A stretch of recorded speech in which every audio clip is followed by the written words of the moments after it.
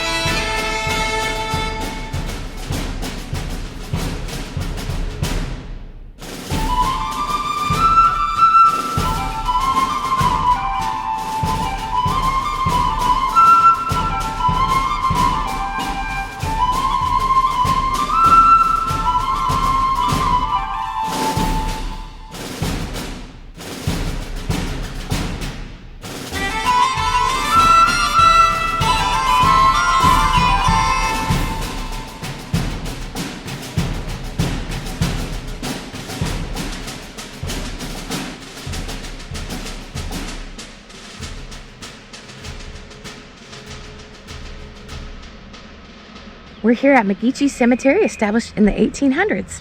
It's a cryptic cemetery, like in the middle of the woods in a very rural area of Brooksville. Let's go in and see what we can see. Woo-wee! I didn't wear any bug guard or anything, so hopefully I don't get bit out here. We are in the woods. It's a small cemetery.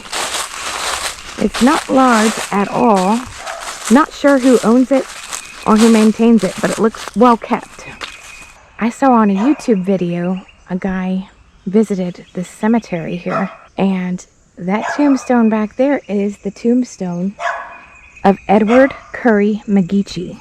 I looked all over the internet trying to find information on this guy, but the video that I had found on YouTube, he was here like 6 years ago.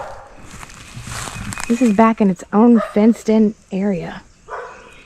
So, and it's real close to a house, so I'm going to try not to disturb anyone.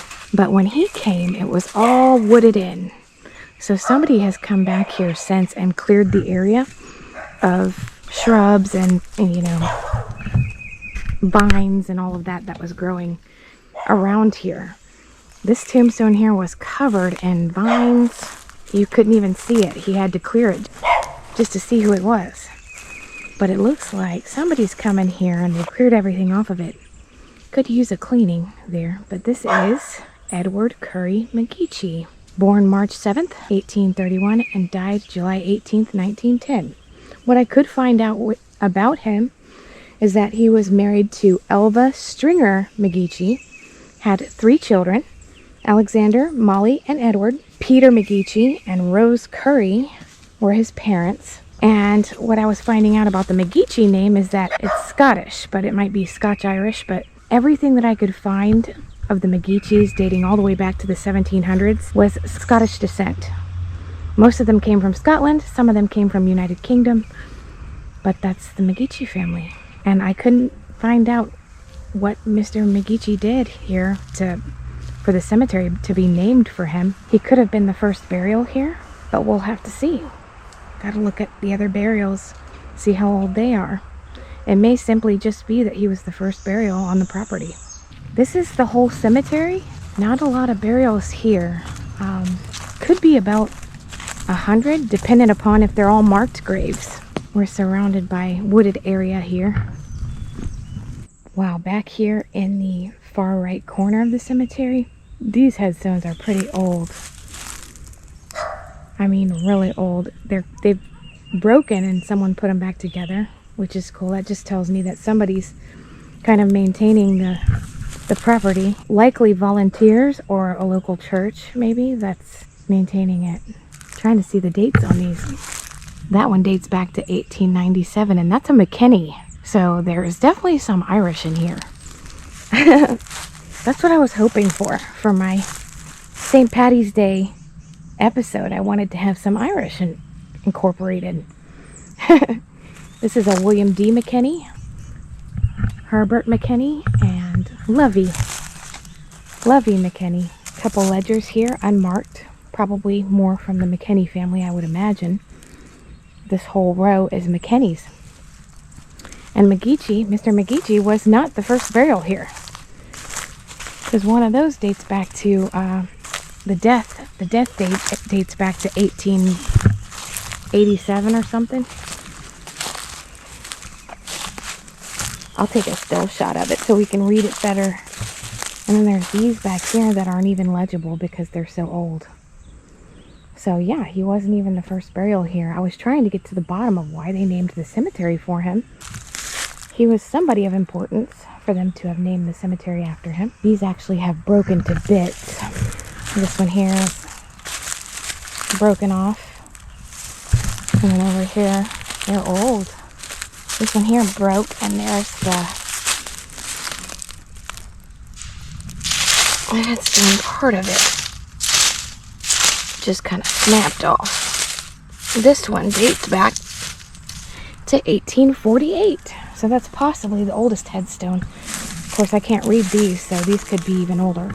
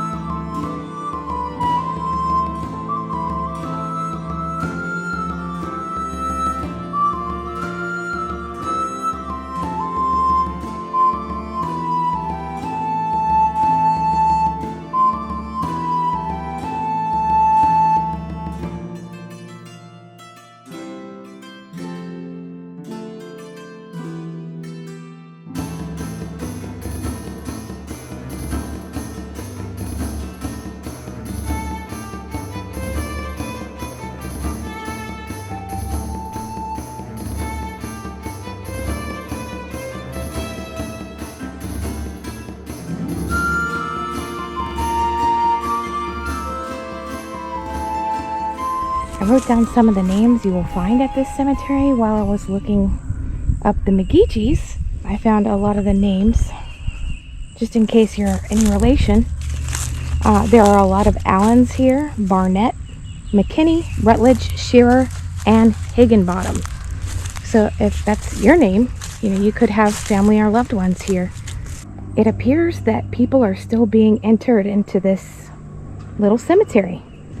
Here we have the Allen family, and these are all newer. 2002, 2011.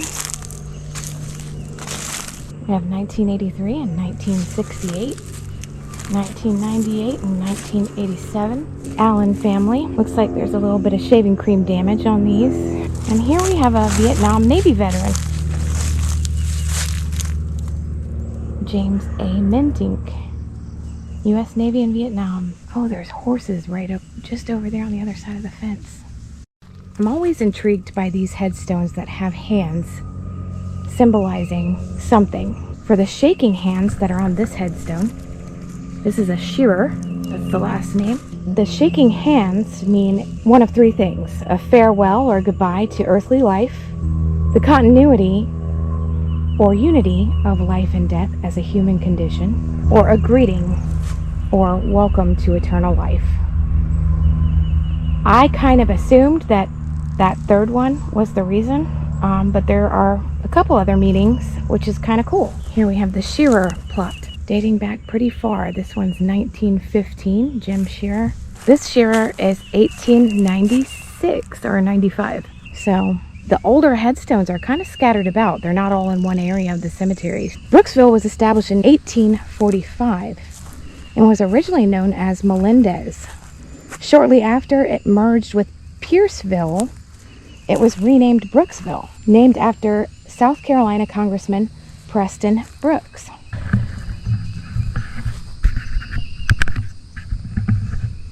Today, Brooksville has a population of about 8,000. So here are some older headstones here as well.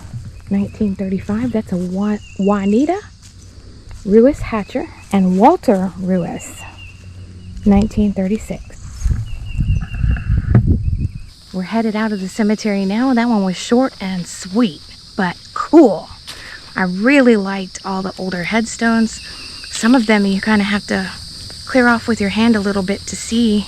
They're kind of covered a little bit with the pine needles and stuff, you know, that fall out here from the trees, but I highly recommend. It's really cool. You could probably get in here anytime, but just be mindful. There are neighbors. They're not super close to the cemetery. I mean, but they have horses and stuff, so just kind of be mindful of that. Be respectful, you know, and I'll see you later.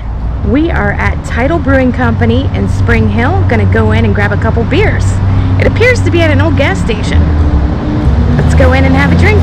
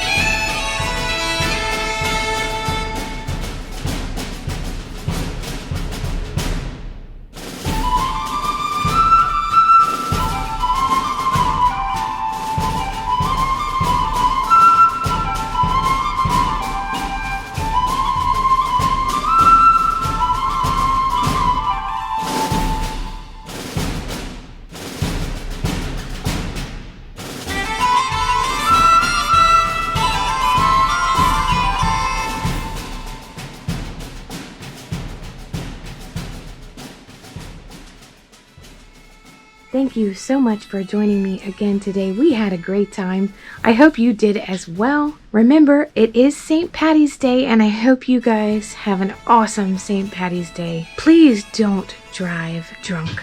If you're going out, you're planning to have a great time with your friends, you're going to be throwing back some Jamesons, some, Guinness, whatever it is that you're doing, just please be safe. Grab yourself a cab, Uber, a Lyft. There's all kinds of options, and don't be too ashamed to call your parents, a loved one, or a friend, or a neighbor. And happy St. Patrick's Day. Please remember to like, subscribe, and share, and I'll see you next time.